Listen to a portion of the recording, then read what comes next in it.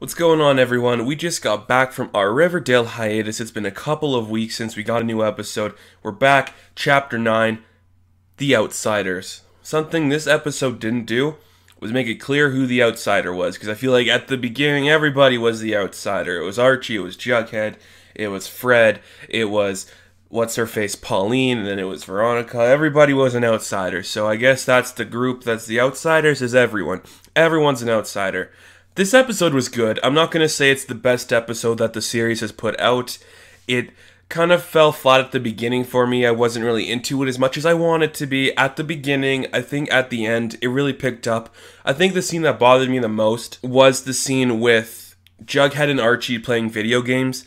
I feel like the chemistry just felt off there. It felt out of place. That, I think, was the most teenager this show has gotten, as these two just playing video games and Jughead's living with them now. I liked it. It was just didn't feel like it fell into everything else that was happening in the episode. It felt out of place. Of course, we got the scene with Fred, and that was an important scene. Fred Andrews, everything with him is always so important to see. I love Luke Perry. Everything with him in this episode just blew me away. This was a really Fred-heavy episode, and that made me really happy. I thought in this episode, we were going to see Archie's mom. I thought Molly Ringwald was going to show up in this one. I know she's going to be in Chapter 10. Is she going to be in Chapter 9? I can't remember. I know she's going to be in Chapter 10, though. But everything with Fred, he just knocked it out of the park. Luke Perry really did a good job here portraying a father and a businessman struggling with his business, looking for help. He was really trying to pull the stops there, and when everything in his business started to collapse under him, I felt the weight of it. And I think that's why he was one of the outsiders in this episode, is nobody could help him.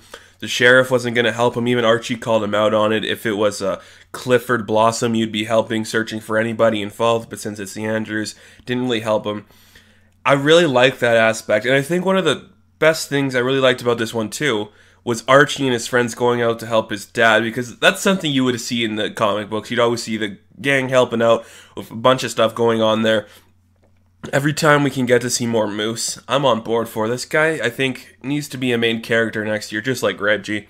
I want to see more happening with him. I think we could have a really good dynamic of exploring Moose's sexuality between Midge and Kevin. I think there's a lot of stuff that could happen there that we haven't really seen.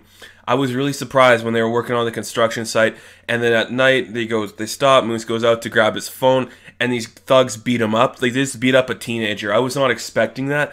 I really liked that. Like, it was so gritty, and that's, I think, was the darkest this episode got, was when they just beat up Moose, because I was not expecting to see Moose get hurt in this episode. Just unbelievable.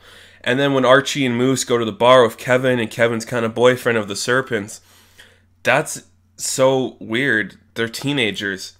And, okay, this is just a little problem I have with the end of this. Archie, if you're a teenager and you're going into a bar, why are you wearing your high school football jersey? Like, even Moose didn't have his. Why are you doing that? Just, like, take it off, wear something else, go in the bar. They kind of get into a fight in there. Archie's about to get hit, but then here comes Jughead's dad, FP, to save the day. I love this character, everything that's happened with him. I think the last episode with him was incredible. This one, he's really come into being, like, the figure that knows more than everybody else on the show. Because I think he knows everything happening with the Lodges, everything happening with the Blossoms and the Coopers. I think he knows everything happening with Fred. He knows everything that's happening, and he plays a big part in everything going on. And we see the scene at the end where he's with the guy that Kevin's dating, and it's just a setup so they have the sheriff of the angle, and the angle of the sheriff, and they, just control the sheriff through his son, and I like that. And they're doing something with Jason's jacket, they're bearing it, and we learn about the drug deal that was supposed to go down, and you kind of see that FP wanted to help him. Jason needed money, so we're going to have him send drugs to the different area, and then things went bad. I get that. I really like that angle. FP's going to be a really important character coming up. And something else through this episode I thought was really important was the whole thing with Jughead trying to deal with people telling them that his dad's a serpent and he's a bad man and that the serpents are bad people. And Jughead just really wanted people to understand, no, they're good people. They've just been put in situations. And it was so hard to watch because I love everything Cole Sprouse has done with this character. Jughead's really become a standout from the first couple of episodes, and now he's becoming one of the most prominent characters, one of the most important characters in this episode, in this story.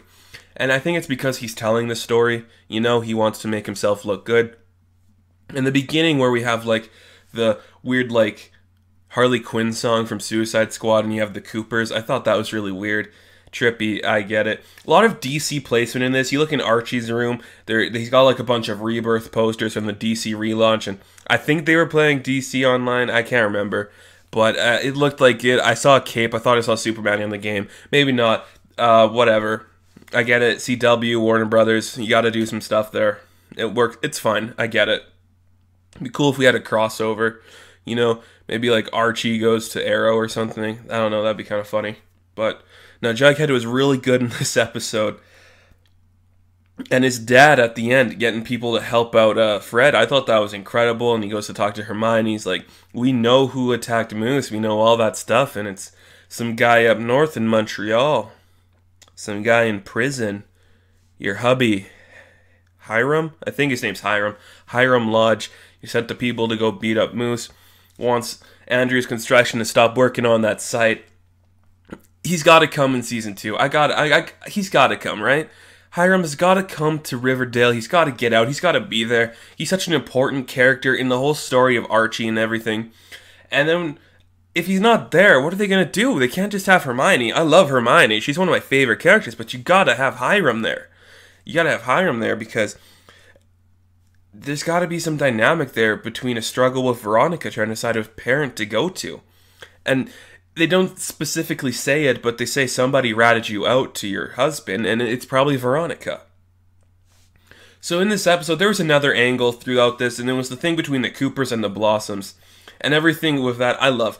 This was a really good Pauline episode, and I think having the baby shower really showed how far, things are going to happen and what's going to go on. I really like that. Mrs. Cooper, I can't remember her name, Alice Cooper, and Cheryl's mom, those two fighting against each other, I really liked that. Cheryl was really good in this episode too. I thought she didn't do much, but what she did, she commanded the screen when she was on it. When she walks into the baby shower and she's got the big, what is that, like a stroller thing, carriage? I don't know what the hell it's called, for the baby. I love that. That's an introduction. I love everything happening with Cheryl right now. And you can really tell she just wants to feel safe for the baby because it's Jason's baby and she loves Jason. And the weird thing when like the old lady's talking to Pauline about, you're going to have twins, a boy and a girl. You could see like, oh, it's going to be the new Cheryl and Jason.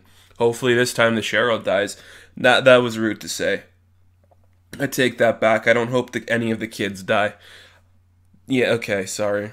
So yeah, Pauline was really good in this episode. This episode had a lot to do with Betty too, and I don't feel like Betty did a lot in the episode. So I really liked how that was. Same with Veronica. These two were really prominent, but they didn't really do much in the episode too.